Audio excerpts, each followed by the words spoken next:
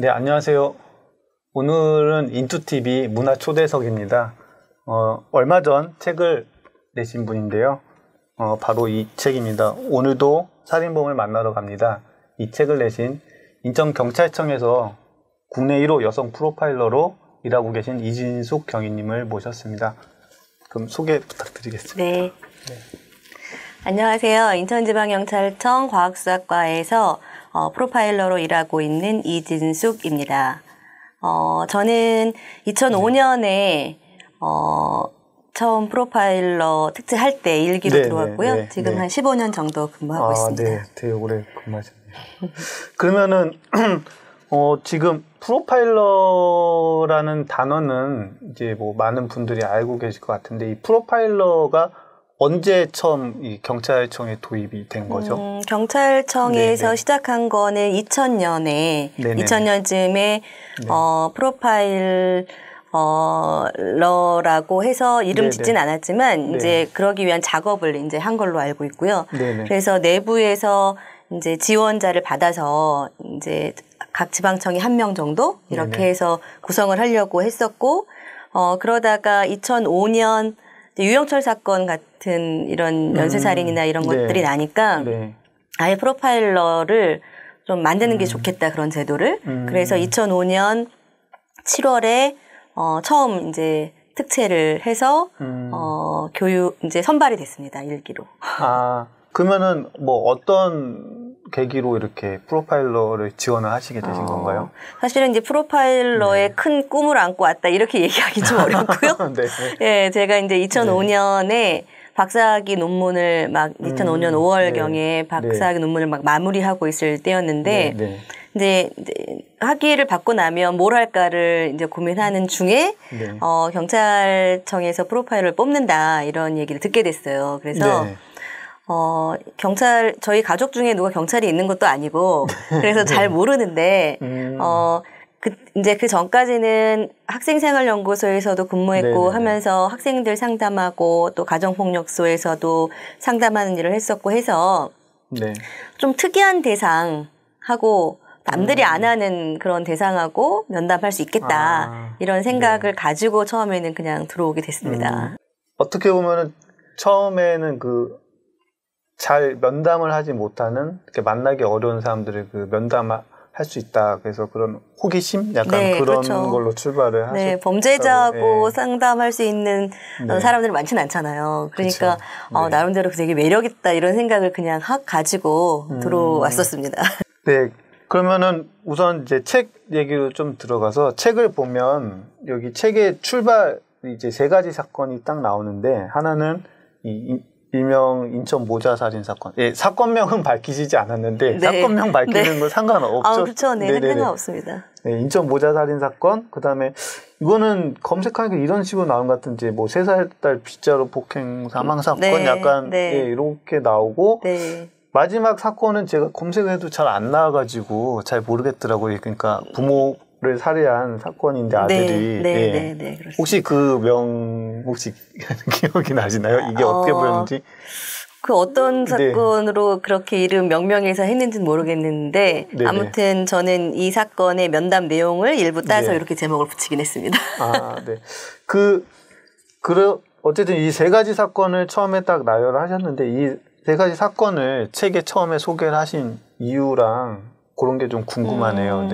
저는 이제 처음에 사건을, 이제 제가 만난 사건이 많이 있잖아요. 그중에서 이제 주로 저희가 만나는 피의자들이 살인사건 피의자니까 살인사건을 좀 이야기해야겠다라는 생각을 했고, 그 중에서 제가 크게는 이제 자녀기 부모님한테 그런 살해한 이런 사건, 그 다음에 또 부모가 아이를 살해한 사건, 그리고 또 정신장애나 이런 걸로 인해서 사건이 벌어진 이런 것들을 하나씩 치러봐야겠다라는 생각을 하게 됐어요. 그런데 싫다 보니까 제가 기억이 남는 사건, 인상적인 사건들이 전부 다 가족 내 살인이어서 제가 처음에 이거를 그대로 실어도 될까를 굉장히 고민하긴 했지만 어쨌든 실제로 살인 사건들이 전부 다 아는 사람들 사이에서 일어난 사건들이 더 많기 때문에 어쩌면 이렇게 선택할 수밖에 없었을는지도 모르겠다 이런 생각이 들긴 합니다.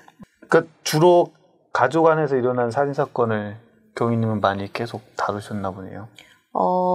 비면식 뭐 이런 살인 사건도 있지만 대부분 우리가 이슈가 되거나 그런 사건들이 가족 내에서 일어난 살인 사건 조금 더 폭을 넓히면 어쨌든 면식범에 의해서 아는 사람 사이에서 일어나는 살인 사건 이게 수가 많은 건 사실입니다.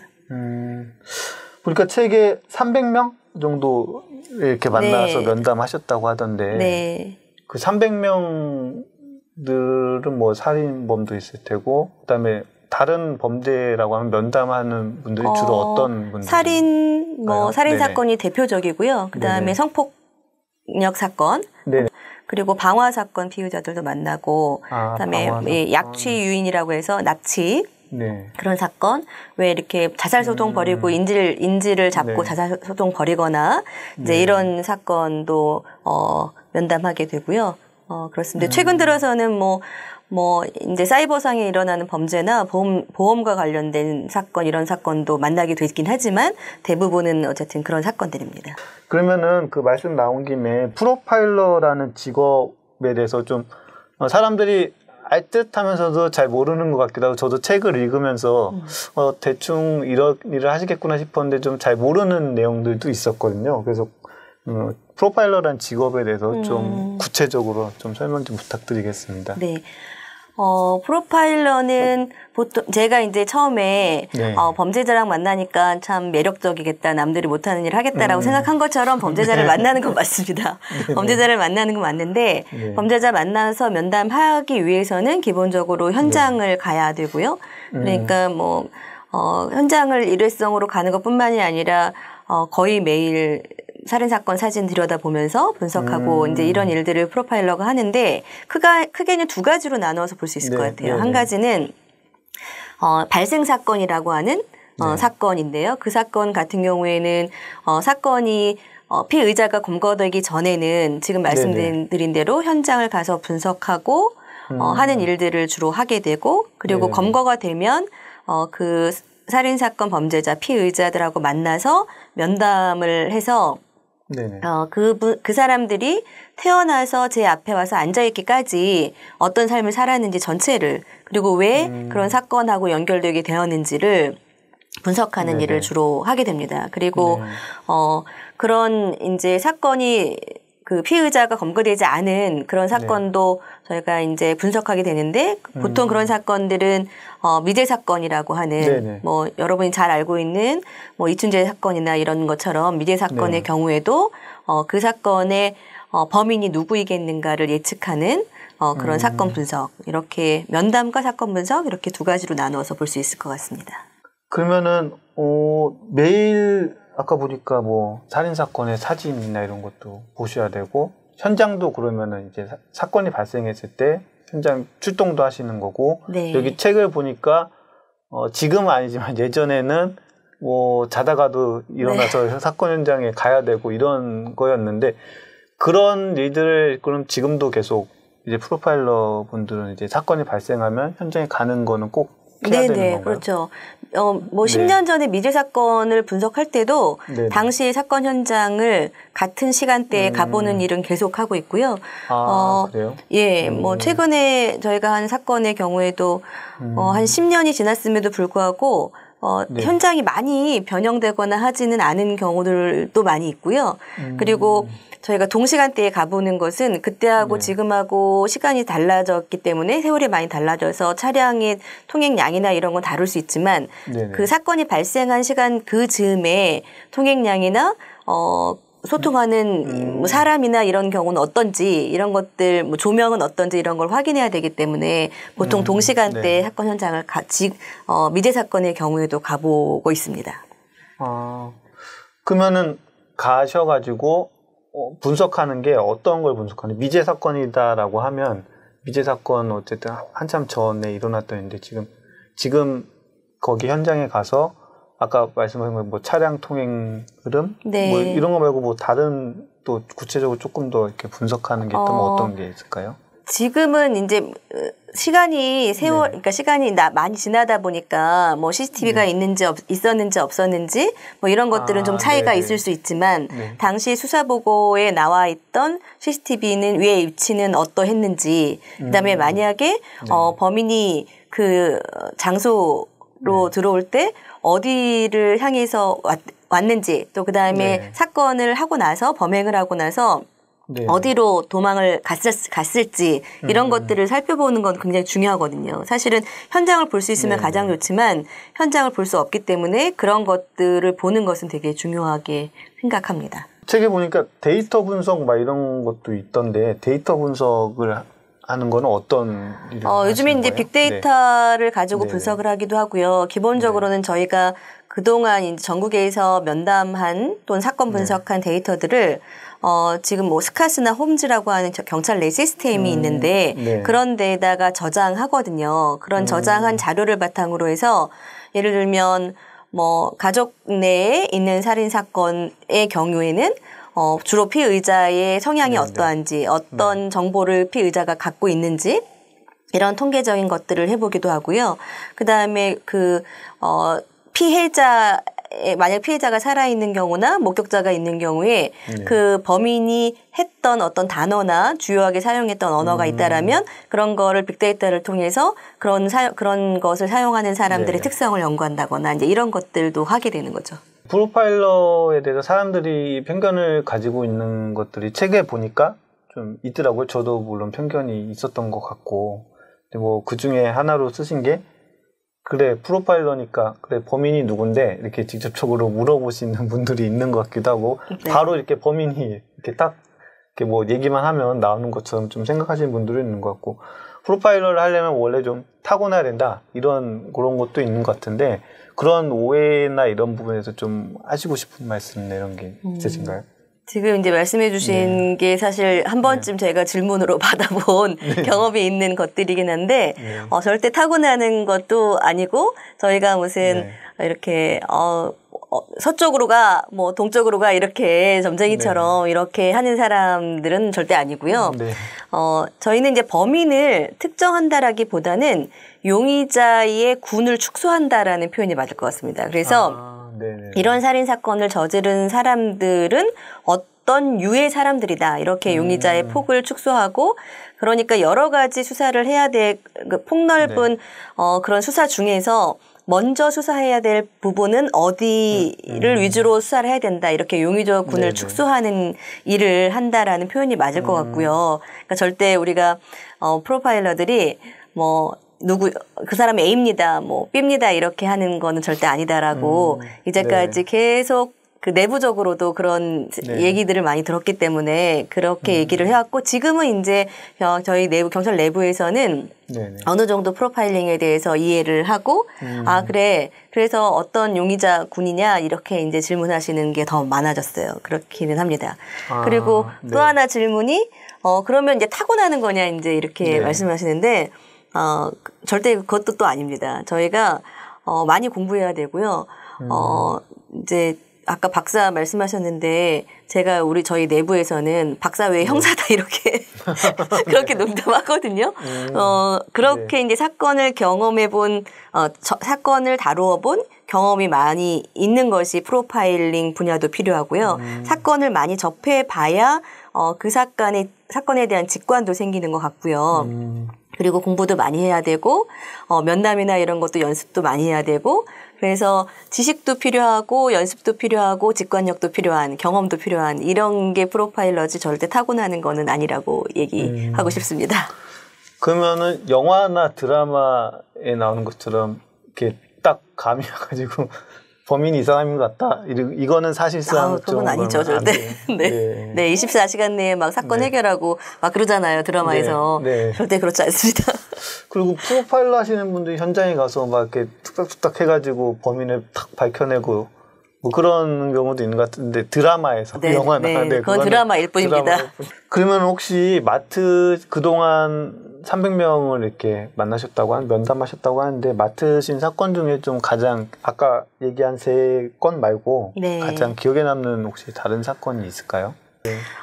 네, 제가 다루었던 사건 중에 보통 연령이 피해자 연령이 어리다거나 또는 피의자의 연령이 어린 사건의 경우에 사실은 좀 감정적으로 흔들리는 경우가 있습니다. 제가 그래도 상담을 공부했고 이거 일과 개인을 분리하는 연습을 그래도 해봤기 때문에 비교적 잘 하는 편이라고 저는 그렇게 생각을 하는데 사실 너무 어린 피해자, 예를 들면 연수초등생 살인 사건처럼 그런 피해자가 너무 어리다거나 아니면 중학생이 아버지를 살해했던 사건의 피의자를 만날 때 이런 사건의 경우에는 조금 감정적으로 저희가 흔들리기도 하고 면담을 하다가 울거나 이런 건 절대로 있어서는 안 된다라고 저는 생각하는데 그렇게 피해자랑 같이 울어본 경험도 있고 그렇습니다. 그 연수 초등생 살인 사건은 그 옥상에서 그 네네 물탱크인가 거기서 시신 발견된 그 사건 말씀하시는 거죠? 네, 맞습니다. 그 피의자 그 면담하면서 좀 어떠셨는지 이런 걸 제가 여쭤봐도 될까요? 얘기를 해주실 수가 있나요? 짧은 기간은 아니지만 그렇다고 해서 이 친구들이 어쨌든 젊었을 때 다시 나와서 사회생활 해야 되기도 하고 또 가족들도 있고 이래서 제가 좀 조심스러워서 이야기는 다 할 수 없지만 아무튼 그 사건 관련해서 제가 좀 가슴 아팠던 것들은 이 친구들이 조금 그 청소년기는 좀 심리적으로 불안정한 시기잖아요. 그리고 그렇게 불안정한 시기에 불안정한 사람들하고 지속적으로 관계를 하니까 인간관계를 맺고 온라인상에서만 인간관계를 맺으니까 결국 현실과 온라인상을 잘 구분해내지 못하는 이런 상황이 있었거든요. 그래서 SNS나 이런 곳을 통해서 커뮤니티 활동하고 이런 분들도 많이 계실 거예요, 아마. 그런데 그런 것들이 자칫하면 그 현실과 너무 오랫동안 거기에서만 소통을 하게 되면 현실과 그 온라인을 구별하지 못할 수도 있고 그리고 어설피 공부를 해서 나는 이러이러한 장애예요. 이렇게 저한테 이야기했는데 제가 그 친구들하고 라포 형성되고 말을 좀 편하게 하고 나면서부터는 내가 볼 땐 너는 정말 아는 게 많긴 한데 그건 아닌 것 같아 라고 했을 때 그 친구들이 어쨌든 좀 마음을 열고 얘기하기도 하고 그러니까 그 친구들도 마찬가지로 이야기를 할 상대가 오프라인 상에서 이야기를 할 상대가 많이 필요했던 친구들이었거든요. 그런 안타까운 생각이 좀 듭니다. 네, 물론 그럼에도 불구하고 이제 제가 이제 이렇게만 얘기할 수는 없는 거는 피해자가 있잖아요. 예, 그렇죠. 피해자 때문에 제가 또 피해자를 현장에서 본 사람이면 누구나 그 장면이 사실은 잘 잊혀지지 않을 정도로 사실은 끔찍했고 그런 피해자가 죽었기 때문에 사망했기 때문에 그렇게 가슴 아픈 부분이 있기는 합니다만 그럼에도 불구하고 그런 면이 동시에 존재했던 사건이라서 좀 기억에 남긴 합니다. 보면은 경희님은 그 책 뒷부분에 쓰신 것 같은데 이 범죄 예방을 위해서 이제 아동기 중요성이나 가정과 부모의 역할, 부모 교육 이런 부분을 강조를 하셨어요. 근데 제가 읽으면서 되게 많이 공감했거든요. 저도 이런 부분에 대해서 많이 생각을 하고 있었거든요. 이제 교육적인 부분, 교육의 역할 진짜 중요한데 그런 생각을 좀 많이 했는데 이제 이런 부분에 있어서 책임이 가정에만 있지 않고 사회도 있다 이런 부분을 얘기하셨습니다. 그래서 그 부분에서 조금만 더 말씀 좀 부탁드리겠습니다.